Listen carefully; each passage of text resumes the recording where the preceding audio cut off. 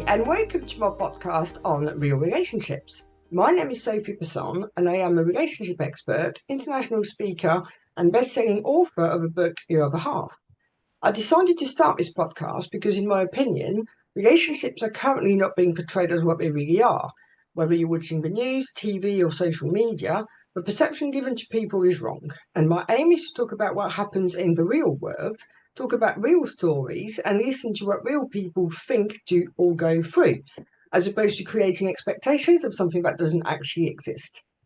I may not agree with everything that is said by my guests, but it is their chance to express their opinions and their stories. And here today, talking about how to get over a breakup, we have Caroline Clarke. Hi, Caroline. Hi, Sophie. So tell us a little bit about yourself, please. Yes, so I had a marriage breakdown 4 years ago after being together for almost 20 years and having 4 children together, moved from the other side of the world, from England to Australia. And I had just got to the point where I was done. They say you get hit with a feather, a rock, and then a boulder. And I was suffering really badly in the relationship. And I decided to do something really courageous, and that was to take a leap of faith and to leave. So it's been a bit of a journey for the last 4 years in recovering from the divorce and paving a new way, a new life as a single mum. So how do you get over a breakup? For me, I made a commitment to being alone. I've Mhm. spent 3.5 years by myself, and I made a conscious effort that I wasn't going to go and jump into another relationship because I just knew I'd be taking that old version of myself with all of the baggage into it. And I wasn't going to sign up for another 20 years and go through. In fact, that was my worst fear of getting Yeah. trapped again and not being able to leave. So I made a conscious effort to really look at the part I played and start to have some honest conversations with myself. Who was that woman in the relationship, and why did I self-abandon? Why did I not have the strength and the courage to speak up for myself? And it's been, in fact, if I have to be truly honest, leaving the relationship was probably the easiest part. Mhm. The healing and the things that I've been tested with since that has been extremely difficult. Yeah.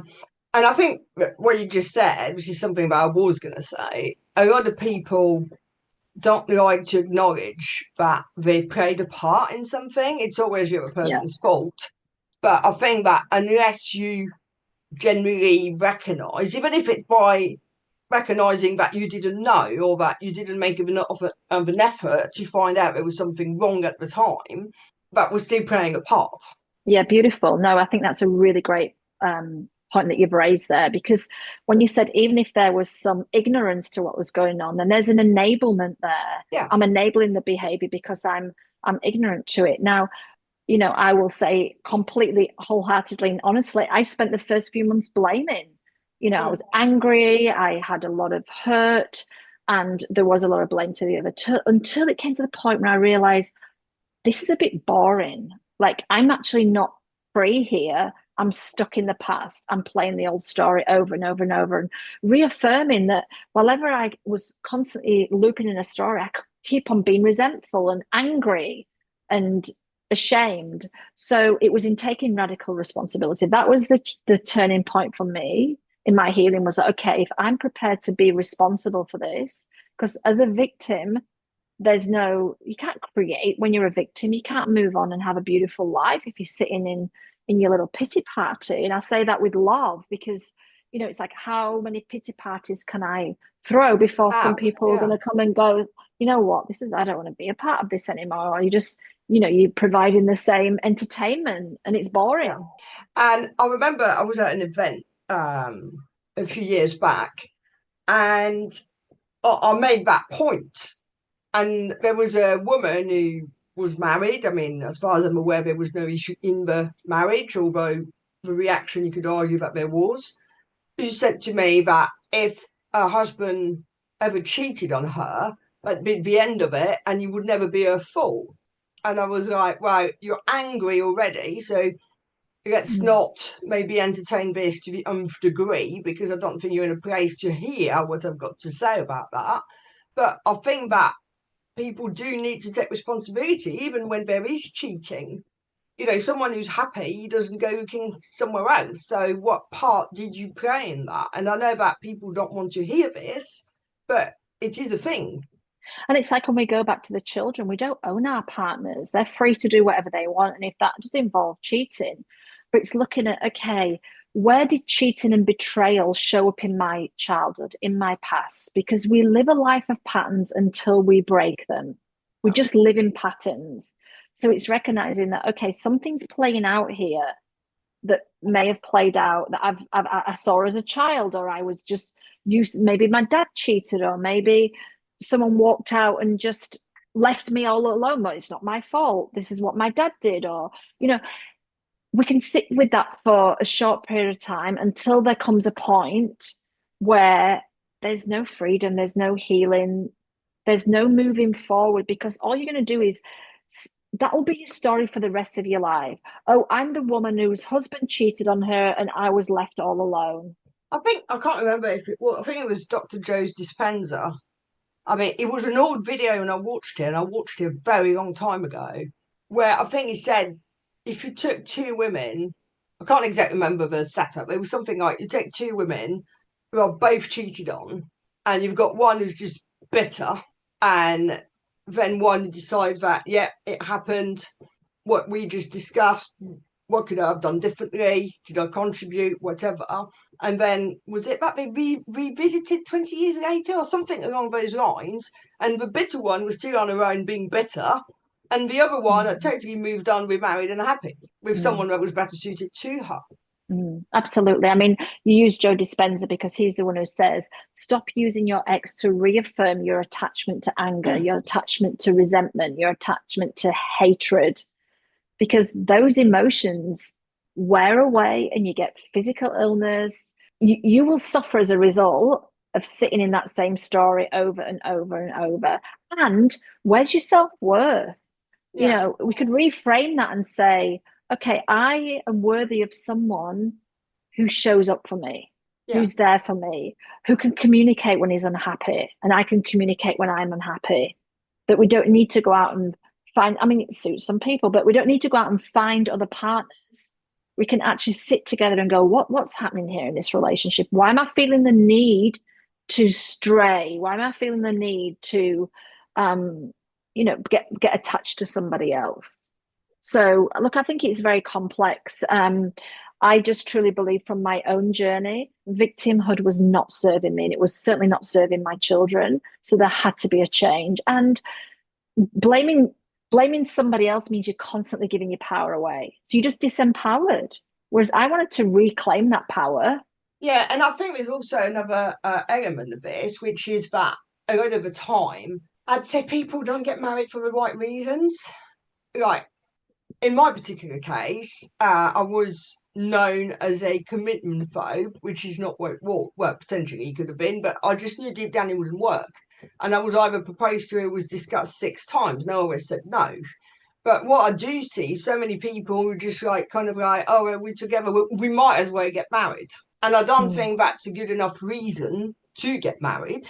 mm, Rather than like consciously, yeah, is this the person I want to be with? Am I doing this for the right reasons, or just because we're together right now and it suits both of us for the minute? And I think that some of the behaviours that we're talking about, the cheating, for example, would not happen had these people taken a bit more time and a bit more thought and effort into working out whether that person was right for them for that kind of commitment. mm. And what does right mean? Do we have the Right, same right for them, values? yeah. Yeah, do we value the same things? Do we? I know for me, when I entered my relationship with my ex, we never talked about parenting. How are you going to parent? Like, what's your values? What's your thoughts on, where the children might go to school and how we're going to raise them? And we never had any of those conversations. What No. happens in conflict? Oh, well, I'm anxious, so and he was avoidant. Oh, well, if I'm an avoidant, it means I'll pull away and I'll go, well, I'm going to chase you. And we didn't have any of those conversations. So you're going into it blind. Yeah, yeah, So look, so the step for me for the healing journey was firstly taking this radical responsibility and going, I'm divorcing the old version of myself. I know innately at the core I'm worthy, even if I don't feel it yet. But this journey now is going to be a journey back home to who am I when I'm not in this relationship? I had no idea who I was. Most people don't. Most people who are in marriages and children leave home and then empty nesters don't even know who they are.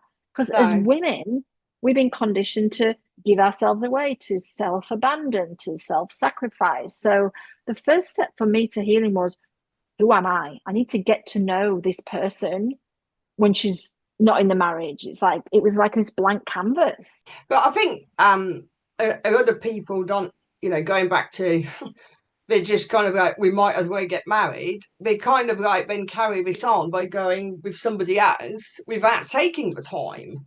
And I think that whether it's to get over somebody or to go into a new relationship, you do need time, because it's not Absolutely. even fair on a new partner, to be honest with you. But if you're coming from an anxious attachment style, like a lot of Yeah, that's people what want you to be want in to a do. Yeah, relationship. You want to fill that void, you want to fill that hole. So the tendency is to go and find something or someone to put this temporary band-aid band aid. plaster over the wound, when in fact that's just going to get ripped off. So the hardest part is to actually be alone and sit with the feelings, but Yeah. that's the journey. That's the pain. To get the pleasure on the other side, you have to walk through the fire. And I've walked through the fire so many times, but I just knew every time I was going to be elevating, growing, learning more, and to be then a better version of myself for my children. They were going to benefit so much. Do you think society plays a part in that as well? Because so many people. I mean, I know that when you get married, you don't get married so that it's going to last 2 years. You get married forever. But I think society, whilst it understands divorce, it still frowns upon it. Well, when you think about forever, I mean, we're talking about generations ago when a lot of people only lived till they were 40 or 50. So that was forever. Yeah, We're here to grow and evolve, and a lot of people don't grow and evolve together. One might outgrow the other. So I think the forever thing is more again like we own each other and we're here now, we're committed forever. No, because that was written on a very old, the marital vows from a very, very long time ago. Some people live to 100. We say forever is you've got to live with someone for 70, 80, 90 years. So my philosophy is we are together for as long as we're both growing. If there comes a point where one is stunted and the other outgrows and the other one's not willing to go down that journey together, then it's not forever. yeah, And yeah. then I'm But okay with that. it's like pagan weddings, isn't it? It's only for a year. I mean, you renew every year. Well, all you're doing is like for me, You're every just 5 to 6 reaffirming. years, but you're also remarrying yourself. Who am I? What's the next? I know one of my mentors, him and his wife, they do like the 7 year plan. So if, over the next 7 years, like what are our values? Where we are going to be with our money? What's our dreams? What's our goals? And they make these 7 year plans. How beautiful! Because they say the 7 year hitch, don't they? Like when Mm. the first 7 years of their marriage is. So that's a reevaluation. What a beautiful way to constantly keep checking in. Most people don't. They just stay stagnant and get stuck, and then someone becomes unhappy. Yeah, yeah. And I think that's one of the issues. A lot of people fall into routine, and it's raw familiarity, isn't it? You can't kind of like help that, as long as no, you can't help that. You just have to be aware of it, Mm. really, so that you don't fall into it, and then so that you don't take people for granted. And here's the thing: a lot of people find comfort. They're safe. It's their safety net. They're Ah, safe. So growth means going out of the comfort zone into discomfort, which is why most people don't want to grow because they don't. It's I like don't it's want that. unknown. We're wired to crave certainty. What's discomfort? It can be uncertain. So um, I feel what we're constantly doing is reevaluating who we are in the relationship. Who am I in this relationship, and how do we come together and share rather than seek and demand from the other? And I think what people don't realise as well, like if you look at the relationship cycle, obviously you've got the honeymoon, blah blah blah, and then you get to the bliss creation, but they don't realise that this cycle starts again, and there is a point where both partners might actually just go like, this is not for me anymore.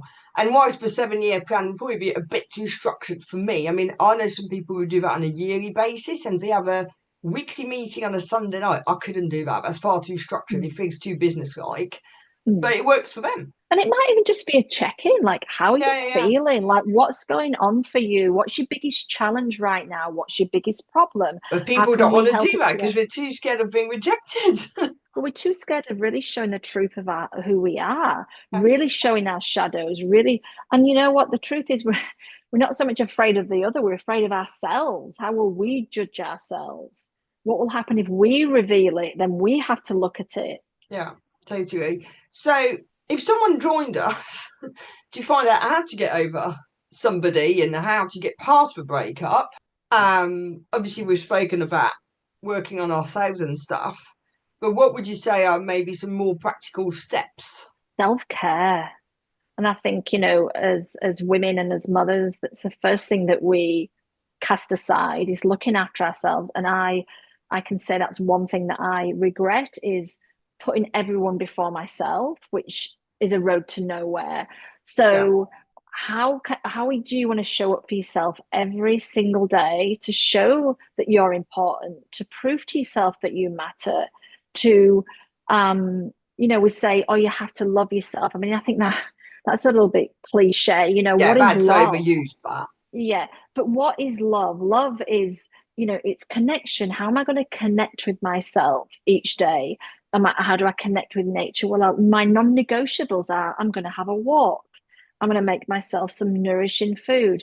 If you haven't got self-care, then it's very, very difficult to heal from a marriage breakup because you're just doing the same pattern as what your partner did to you. You're just constantly self-neglecting. And who do I want to become? Like, who yeah. do I want to become? So if this is now a blank canvas and I'm going to look at this person in the mirror in a year's time, what reflection do I want to see? So it's really having a vision for yourself, showing up for yourself, doing all the opposite to what wasn't happening for you in the marriage. If you were neglected in a marriage and someone just wasn't there for you, well, first, like we talked about, we tolerated, we enabled it. But actually, I wasn't showing up for me in the marriage. So now it's time to actually take care of myself. And how does that look? I think one of the issues is that a lot of people don't know how to do that. Yeah, yeah, absolutely. So mine would be start with little baby steps. As I say, for me, my non-negotiables are meditation. I meditate twice a day. I have my hot and cold therapy. My children know when I'm in the sauna and my ice bath, this is mom's time. And then Yeah, what you're don't teaching your disturb. children, how important it is to teach your children. If you have self-care, then they know what self-care looks like for them. You're the role model. It's not teaching your children by saying, it's by doing. So mine are non-negotiables: walking in nature every day, hot and cold therapy, meditation, exercise. So for me, if you can take those steps to start to nourish yourself, then it's difficult to heal. But I think you see, the fact you called it that makes me chuckle because most people have a non-negotiable list, but that's from when they're dating, and it's never about themselves. It's always about what they want or don't want in somebody else. Yeah. And here's the truth bomb. By having your own boundaries and your standards and your self-care, you're setting the standard for how someone treats you. Now, here's the thing. If you're living a life where you don't put yourself first, you self-abandon, you've got really bad self-care routine, you're going to bring someone in who reflects that back to you. They won't care for you. They won't put time aside. They won't make you priority. So it's like, okay, I now want to set the standard for the next relationship that I'm going to invite in. What's my baseline? What is my non-negotiable? Where is my priority?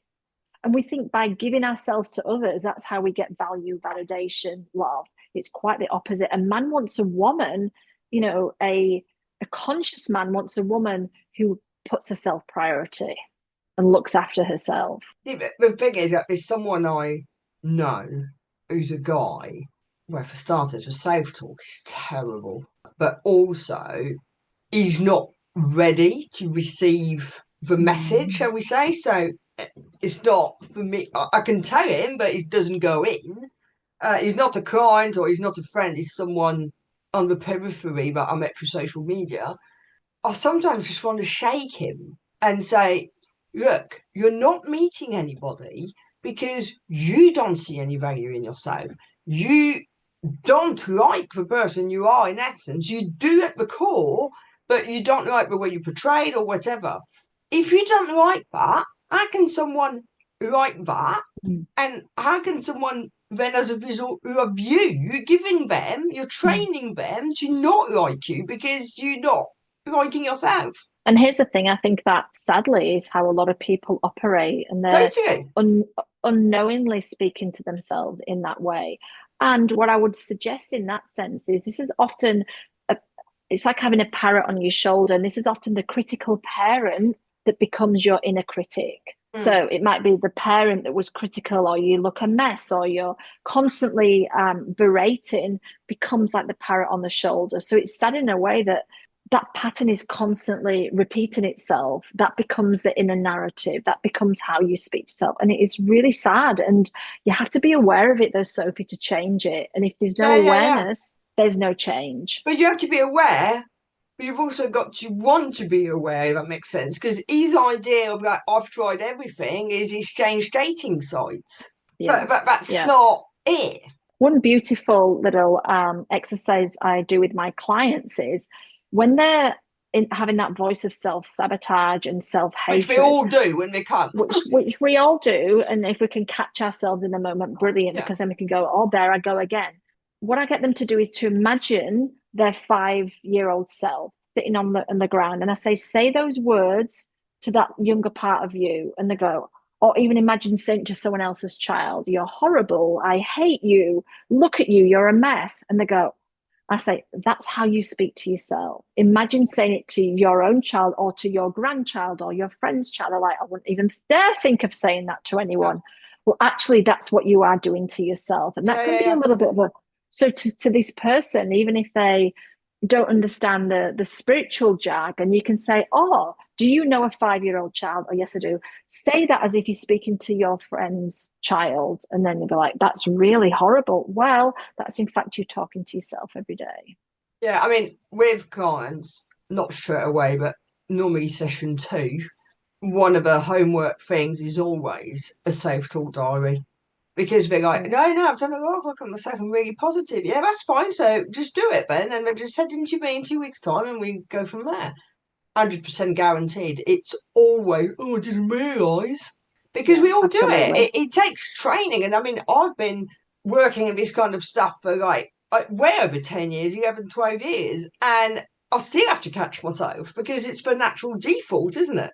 And how many thousands of thoughts go through our mind every Yeah, day, and with quite. no awareness, which is going back to the self-care and the self-nourishment. This is why meditation is so important, because it gives us time to breathe, to really listen in and to tune into the thoughts and the messages we're telling ourselves. Just to pause for a moment and go, I wonder if I was to tune in and listen to that inner voice. Yeah. And then we go, okay, I've just noticed. It's also reframing, isn't it? Whether it's with relation to getting past a breakup, but also anything else that we say to ourselves, reframing is really important because we always see it from one perspective. Yeah. This is the perspective that most of the time we assume is correct. And it's just a Absolutely. perception. It's just a perception. And what did they say? Your perception is your projection. Basically. So again, we project it onto other people. But again, that's the first step to self-awareness, is just noticing. It's just baby steps. Oh, I noticed and I just call myself stupid when I spilt something. Hey, Dad, I'm an adult now. I'm not your little girl anymore. And then you can just shut that down. Oh, sweetheart, it was just an accident. I love you. We all make mistakes. Yeah, I mean, I was quite lucky in that respect because I'm very clumsy, and so is my dad. So there was never none of that. It was just, oh, it's you, it's okay. Because some people are just more clumsy than others, aren't they? Yeah, absolutely. And we've got to have room for error. The same with Yeah. parenting. We have to allow room for our humanness. I today forgot to pick my son up from school. I don't know what I was thinking. Never done it before. I was like, realized I was half an hour late and I arrived and I could see he was upset. And I said, I'm showing you today that mum's human, that I make Yeah. mistakes, that I, completely forgot and I was in a different world. But we have to show that we're human. Yeah. And this is it. And it's acknowledging that, but also accepting it. That's how we learn as humans, is to make mistakes, and that's in relationships as well. Yeah, absolutely. But the issue is, it's like, what happened as a child when I made a mistake? And if the consequences were so great, this is why most people don't take ownership for Yeah. their own mistakes, because they remember something in the past that they may have got beaten when they said, I did it. So we have to also have compassion that we're all walking around wounded, and to really come from the heart with everyone around us and understand that they're coming from a place of deep fear and sadness. Do you think there's also, because I don't know, it's something I've really noticed in the last sort of 5 years more than before. So I don't know whether it's because I've become more aware of it or whether it's a trend, but it feels that people are taking responsibility less and less and less and less. There's Mm-hmm. always someone else to blame, Mm-hmm. whether it's a relationship, whether it's something doesn't work that they bought, whether I don't know. I've just really noticed it. Yeah. And I think it's like anything, when you're really tuned into something, you notice it even Yeah. more. Like a pregnant, oh, someone who wants to get pregnant just as babies. Yeah, and you'll notice it when it's like in your awareness. But I agree with you. I agree there's always some kind of excuse. But I will say to my children when they deny things, I'm like, just to let you know there's no growth here. Yeah. You can sit and say it wasn't my fault, it was mom's fault, and I'm fine. I've got a suit of armor. I can take that. However, there is zero growth for you. So when we lean into the parts of ourselves, our shadow parts that go, oh gosh, I've made an error. It doesn't mean to say that you're broken or that there's something wrong with you. You're just saying, I'm actually a human being and I'm allowing myself to make a mistake. But I think you're right. There's a lot of people who blame it on somebody else. And we know often, don't we? We'll go, that's not the truth. That's not the truth. And funny enough, we've gone back completely full circle because we started the podcast with talking about, not blaming your partner, as it were. Yeah, absolutely. And you know what? I think what you want to for the listeners to ask themselves is, what does blame actually mean, and how's blame shown up in the past? And if I say I've done something And how does wrong, it help? yeah, but if I say I've done something wrong, what am I really afraid of, to own up to that? What am I afraid of? When we can lean into what the deepest fear is, then we can start to heal it. Totally. Well, Caroline, we're getting towards the end of our time together. So, what would be a pearl of wisdom you would want to share with us? I think I would say that your worth is non-negotiable. We Mm, often give our worth away, but it's absolutely non-negotiable. And it's not your job to make someone else see your worth. no, It's your job just to live it. You yeah. can't persuade someone. The relationship we have with ourselves are a direct reflection of the relationships we have with others, and vice versa. Mirror, mirror on the wall. Yeah, exactly. Well, thank you for your time, and for everybody else, thank you for listening. If you enjoyed the show, then please subscribe, leave us a review, and more importantly, come back for the next episode. Thank you.